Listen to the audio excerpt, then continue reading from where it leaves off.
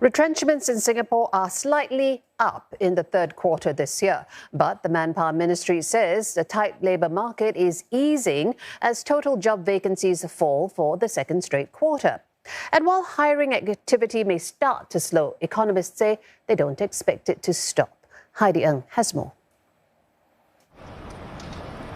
Salary freezes, job cuts and staff terminations. All part of the tech sector's restructuring that Singapore's latest labour report says has been driving retrenchments.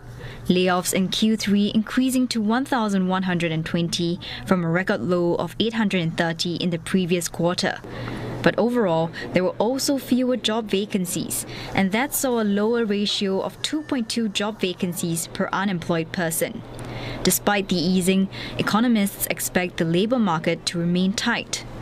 This has largely to do with some of the services as well as construction jobs, which are typically fulfilled by foreign workers. With more foreign workers coming back to Singapore, some of those job vacancy will eventually be filled. And then the job vacancy to unemployed person ratio will fall back to a level that is closer to the historical norm of roughly about 1. Total employment grew faster in the third quarter compared to the second quarter, but the bulk was made up by non-residents, some 71,000 of them, mainly in the manufacturing and construction sectors.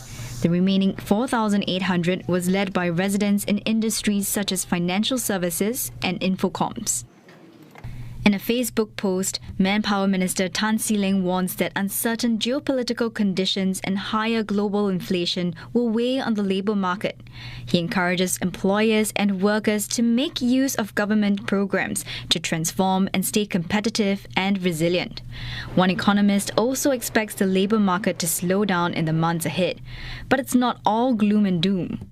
We're not expecting an acute recession-like retrenchment, at least in Singapore's standpoint, and for that matter, not a recession as well for the entire economy. One reason for optimism is China's eventual reopening. Once the borders open, that would mean a strong support for Asia's services sector, tourism-related sectors, especially in Singapore. The second point really is that with the relaxation of the pandemic restrictions in China, it does mean that eventually things will go to normalcy. And knowing that China is a factory of the world will basically mean that the export demand across Asia will start to pick up as well.